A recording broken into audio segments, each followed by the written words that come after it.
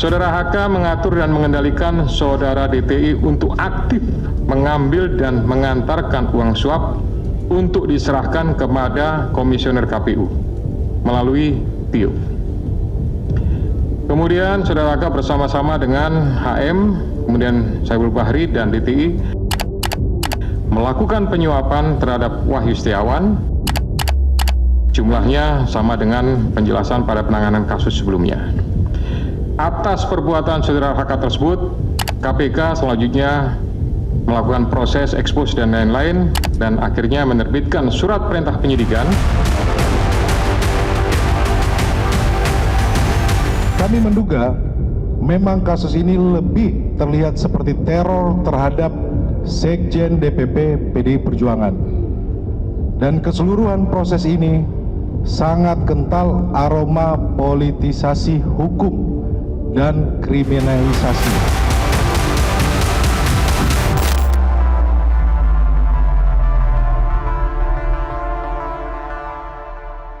Ya kan? Tadi keterangannya sungguh menyesatkan kalau menurut saya lihat ya, bahwa saudara Sekjen ini dituduh memerintahkan stafnya untuk mencelupkan handphonenya. Nah, dalam percakapan itu KPK ini kan punya alat yang canggih, Mbak Vera. Mau handphonenya mau ditaruh di mana, nomornya mereka bisa tarik, mereka punya alat yang canggih untuk mendeteksi betul atau tidak. Sampai sekarang handphone staf itu masih ada. Gitu loh. Jadi ini sungguh mengada-ada nih keterangan ini. Maka saran saya, tolong dibaca putusan pengadilan itu. Karena kan bagaimanapun ceritanya Pak Ketua KPK ini kan baru nih. Baru menjabat, bagaimana mungkin menggelar perkara dengan waktu yang 5 hari. Ya, kita paham betul bagaimana di KPK itu menetapkan seorang yang dari saksi menjadi tersangka. Kita itu butuh proses yang cukup. Ya. Nah, Bang Yohana sampai jadi situ dulu. Meyakini bahwa mereka. Jadi tadi yang dibantah adalah bahwa tuduhan dari KPK adanya handphone yang kemudian diperintahkan oleh Hasto Kristianto direndam, menyuruh anak buahnya, itu tidak benar. Itu yang dibantah. Tidak benar, handphonenya sampai ada sekarang kok. Handphone yang sama, itu kan tahun 2020 ya. Nomornya ada. Di mana disuruh untuk mencelupkan handphonenya, gitu loh kan bisa dibuktikan itu. KPK juga punya alat yang canggih kok. Nah, maka itu yang kita sesalkan. Nah, jadi saya kira biarlah penyidik KPK ini, Bang Yohanes, tapi poin yang juga disampaikan KPK adalah ada bukti, ada perintah juga dari Hasto Kristianto untuk meminta Harun Masiku kabur. Ya, setelah menelpon itu, buktinya. Maka kemudian alat buktinya dihilangkan dengan direndam. Iya, buktinya handphonenya sampai sekarang nggak ada kok. Nah, sekarang gini deh Mbak Vera, jangan dong karena KPK tidak bisa menemukan Harun Masiku, dituduh kita yang enggak nih. Kan mereka cukup begitu banyak anggaran yang dikelontorkan oleh negara ini buat KPK. Kenapa nggak bisa mencari Harun Masiku? Oke. Baik. Jadi jangan karena ketidakmampuannya mencari Harun Masiku, jangan kita menjadi pesakitan ini. Perlu saya sampaikan, ini kita Partai PDI Perjuangan ini diajari oleh Ketua Umum untuk menjunjung proses hukum yang baik dan benar. Dan poinnya nanti handphone itu artinya bisa dibuktikan dalam pengadilan gitu ya. Saya ke Mas Yudi kemudian. Iya, oke. Itu bisa Mas dibuktikan Yudi di pengadilan. Baik, gitu loh. iya. Saya ke Mas Yudi. Mas Yudi, bicara soal bukti ini, apakah bukti yang dimiliki KPK saat ini itu memang lebih kuat dibandingkan dengan hampir 5 tahun yang lalu, tahun 2020. Ketua KPK menyatakan bahwa penyidik butuh waktu hampir 5 tahun untuk menetapkan Sekjen PDIP sebagai tersangka, itu karena saat ini baru ada kelengkapan alat buktinya. Masuk akal atau tidak menurut Anda?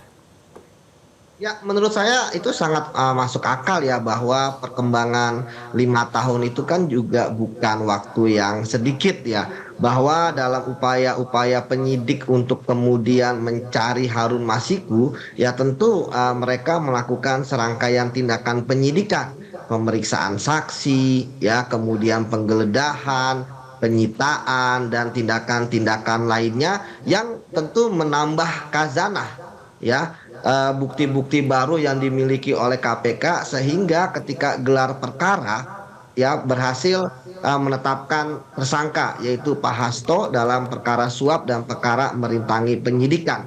Yang kita tahu misalnya ketika bekas perkara yang sudah ingkrah atas nama tersangka lain yang saat ini pun sudah bebas ya, entah itu bersyarat atau murni, kan itu kan terkait dengan perkaranya masing-masing terdakwa, sehingga mungkin ya ketika itu tidak fokus terhadap apa yang dilakukan oleh Pak Hasto. Nah, tapi sekarang KPK ketika kemudian kemarin merilis ya bahwa ada perbuatan-perbuatan Pak Hasto, pasti itu sudah dilengkapi oleh alat-alat bukti mereka serta barang-barang bukti, sehingga tentu KPK tidak akan sembarangan menetapkan status tersangka kepada Pak Hasto, sebab pasti selain diuji ya juga diuji di pengadilan, itu juga diuji di forum ekspos tersebut, sehingga saya meyakini tidak ada rekayasa ataupun mengada-ngada. Pasti semuanya ada bunyinya, entah itu dari keterangan saksi, entah itu dari dokumen ataupun dari barang bukti yang memang KPK tentu tidak mempunyai kewajiban untuk menyampaikan kepada publik ya ketika konversi pers. Mereka hanya menyampaikan terkait dengan apa saja perbuatan-perbuatan yang kemudian mereka yakini bahwa itu adalah perbuatan yang bisa ditetapkan sebagai tersangka dalam kasus suap terhadap komisioner KPU dan juga perintangan penyidikan atau pasal 21 Undang-Undang Tindak Pidana Korupsi. Seperti itu Mbak Vera. Oke, jadi ini hasil dari pengembangan penyelidikan. Tapi sebagai mantan penyidik KPK, Mas Yudi, berdasarkan keterangan yang disampaikan oleh Ketua KPK Pak Setio, kira-kira apa sebetulnya alat bukti yang dimiliki oleh KPK sehingga KPK tuh baru yakin untuk menetapkan Hasto itu sebagai tersangkanya sekarang gitu? Apakah hanya berpegangan kepada keterangan saksi atau memang ada alat bukti lain misalnya jejak digital dan sebagainya? Tapi dijawab nanti usai jeda, tetap bersama kami di Prime Time News. Kita lanjutkan perbincangan, saya ke Mas Yudi lagi. Mas Yudi, jadi kira-kira apa saja sebetulnya bukti yang dimiliki oleh KPK sehingga baru menetapkannya sekarang? Karena kalau kita mengingat pernyataan dari mantan penyidik senior KPK, Novel Baswedan, menyebut bahwa berdasarkan bukti-bukti yang dimiliki KPK, penetapan tersangka Sekjen PDIP Hasto Kristianto itu sejatinya sudah diusulkan oleh penyidik sejak 2020 lalu. Nah, namun katanya pimpinan KPK saat itu tidak mau dan meminta Harun Masiku tertangkap dulu. Nah, jadi yang perlu dipertanyakan, ada apa dengan pimpinan KPK yang dulu? Apa iya ada intervensi, Mas Yudi?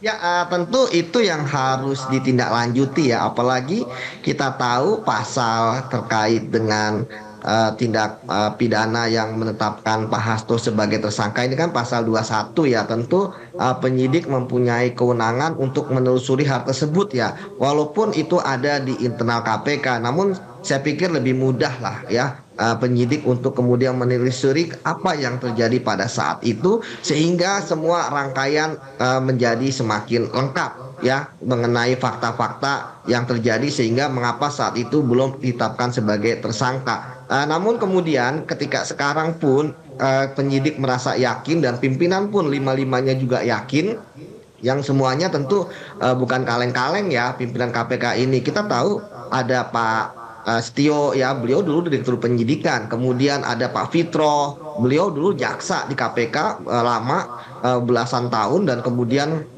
sekarang kembali sebagai pimpinan KPK, direktur penuntutan juga. Artinya bahwa untuk kasus perkara korupsi saya pikir mereka sudah bukan pemain baru ya. Seperti saya katakan bukan kaleng-kaleng lah. Nah, ketika sekarang Pak Hasto ditetapkan sebagai tersangka untuk kedua kasus tersebut, saya melihat bahwa tentu penyidik ini kan juga penyidik yang berpengalaman ya, bahwa tentu mereka tidak akan ya menyandarkan kepada hanya satu keterangan saksi atau dua keterangan saksi ataupun hanya kepada satu dokumen ataupun satu surat ataupun keterangan ahli dan lain sebagainya. Karena kalau misalnya hanya pada hanya sedikit, misalnya hanya dua alat bukti ya, walaupun bisa sudah menetapkan sebagai tersangka, tetapi itu akan sangat riskan ya ketika misalnya seorang saksi dia akan mencabut pernyataannya seperti itu. Jadi saya pikir kalau untuk kasus ini bagi saya ya sudah clear lah terkait dengan penetapan tersangkanya.